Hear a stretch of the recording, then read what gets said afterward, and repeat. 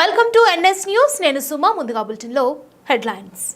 నిజామాబాద్ జిల్లా నవీపేట మండల్ కేంద్రంలో తెలంగాణ రాష్ట్ర ప్రజల ఆకాంక్షను సోనియా గాంధీ నెరవేర్చారని తెలంగాణ కాంగ్రెస్ పార్టీ మైనారిటీ అధ్యక్షుడు మూసా బజీర్ ఈ మేరకు సోమవారం తెలంగాణ ప్రదాత సోనియా గాంధీ 78వ పుట్టినరోజు సందర్భంగా కాంగ్రెస్ నాయకులు కేక్ కట్ చేసి సోనియా గాంధీ జన్మదిన వేడుకలు ఘనంగా నిర్వహించారు.